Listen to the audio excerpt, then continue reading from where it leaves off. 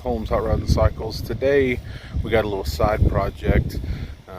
It's not hot rods, it's not motorcycles, it's actually tool or a piece of equipment.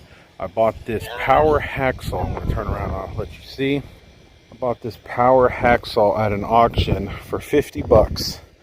Guy told me it works. With that steel plate on it that's welded. I didn't know the steel plate was welded onto it. I thought that was actually the floor that it was sitting on when I saw pictures of it. It's got to weigh probably close to 1,000 pounds now. That thing is normally 300 to 400 pounds, but with that steel plate, it's got to be 1,000 pounds. It's heavy, so you can see the straps there. I pulled it out with the tractor.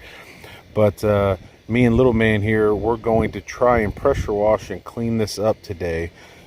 I'll take you, oil's kind of spilling out there a little bit, but you can kind of see what we're dealing with here.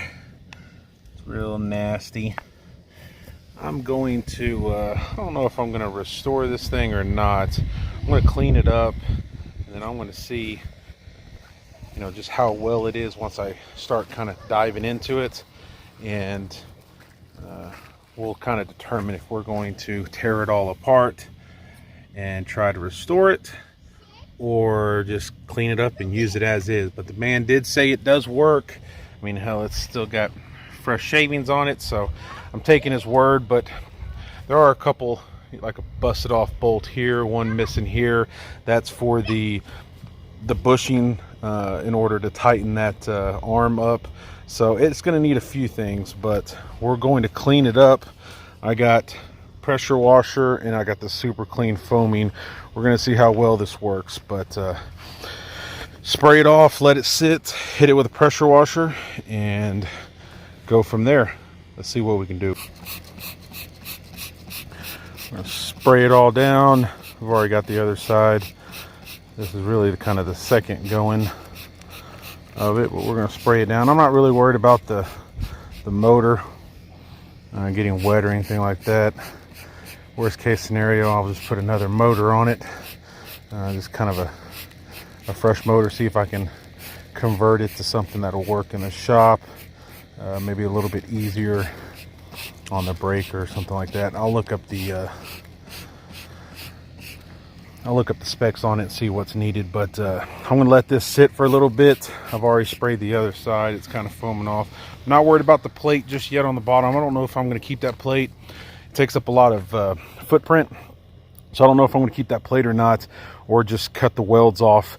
He didn't weld the whole thing. There's like one pass here and then one pass on the other side that's welded. I'm going to see if it may even look like, I don't know, I need to look. He may have built some type of sleeve for it where it slides in and the actual base of it's not welded. Of the actual stand, you can see the welds there at the bottom. I'm going to take a look at it and see what I can do, but I need to get this plate off of it. It just takes up too much footprint in the shop.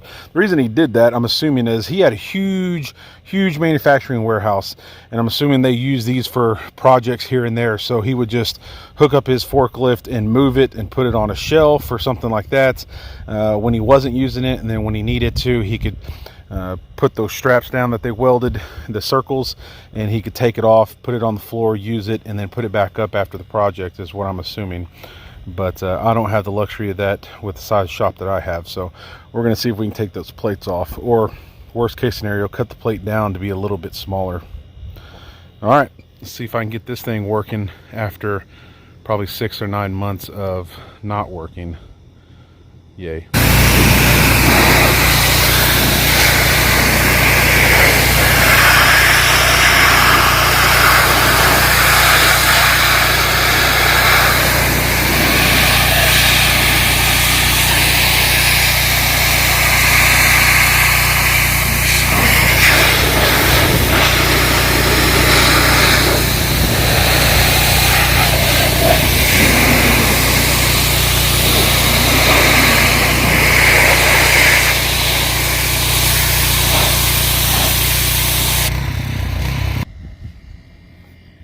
All right, that's it after pressure washing.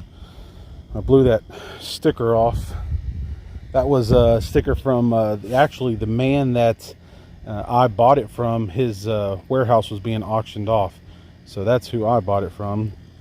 But it's a Keller, I don't know what size it is. They have 2 or 3 options. This is the bigger, heavier one. This is the one that has the stand, the solid stand like this. A lot of the other ones just have legs, kind of look like sawhorses. So this is definitely the bigger one, but it's definitely a lot cleaner now. You can kind of see the original color, got all that grease and stuff off.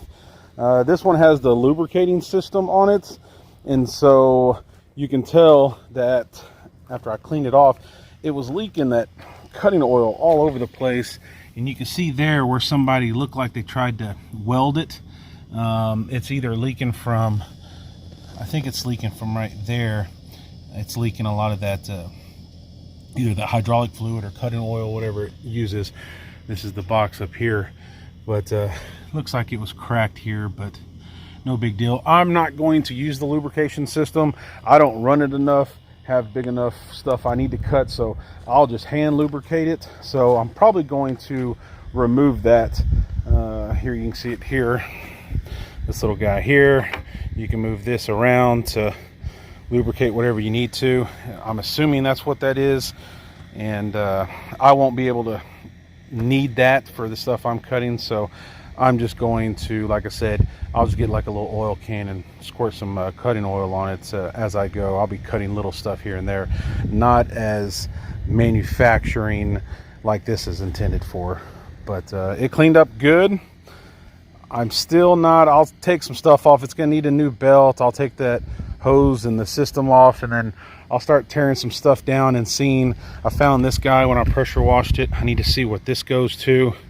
Here it's got a cut off or a cut out here, so I need to figure out what that goes to. It was sitting up here, it might be sitting there. That's where I found it, but there was no bolt in it, so I need to see what that is for.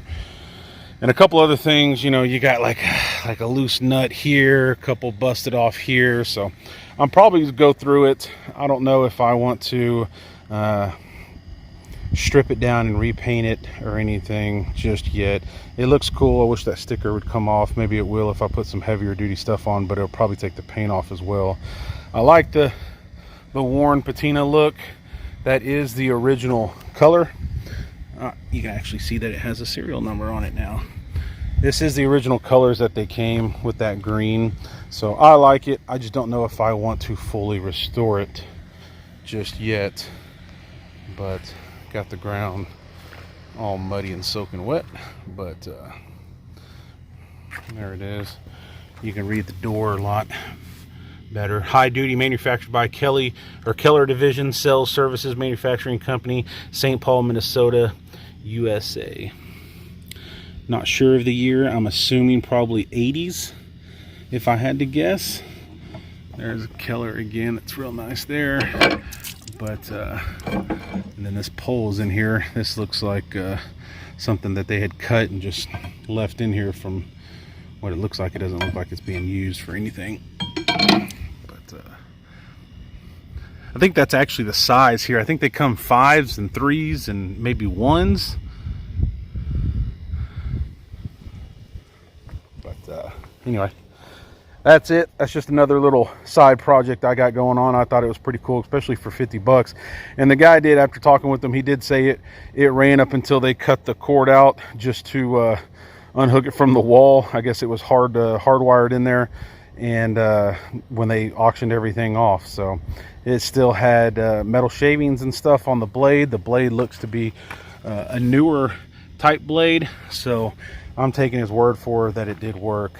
But I will go through it, just make sure there's little brass bushings in here that slide. I need to make sure they're good, and I want to make sure the belt's changed and lubrication on the parts up here, not necessarily what I'm cutting, but the parts up here are doing what they're supposed to be doing. Like this, here's the little roll pin that's coming out, so I just need to address a couple things like that.